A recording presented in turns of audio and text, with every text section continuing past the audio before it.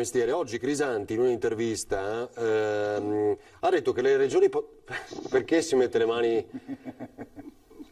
Ma no, perché se tu adesso dici Halloween, lui salta fuori e dice Halloween l'ho inventato io, attenzione che Halloween l'ho inventato io. Tu dici il Natale, no, fermo, il Natale l'ho inventato io, attenzione che il Natale l'ho inventato. No, Crisanti se è così, per cui vabbè, dimmi pure di Crisanti. No, ha detto che le regioni potrebbero truccare i dati per evitare appunto di finire tra quelle che devono essere categorizzate come rosse. Allora, questa è un'affermazione di una gravità inaudita. Se lui ha contezza di questo, non deve andare in TV perché gli piace, andare sui giornali perché abbiamo capito che gli piace fare la star. No, deve andare in procura della Repubblica.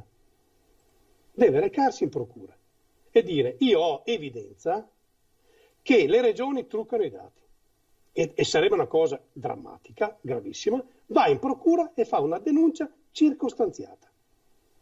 Perché dire così al mondo che le regioni truccano, non si sa quali regioni, e se sia poi il presidente della regione, un funzionario, l'assessore marcato che si mette a perché c'è una spettacolarizzazione di questa emergenza, anche in chiave politica. L'ha detto Crisanti. Crisanti ha detto che c'è una spettacolarizzazione di questa emergenza. Crisanti, che passa più tempo in televisione che in laboratorio, lui accusa di spettacolarizzazione.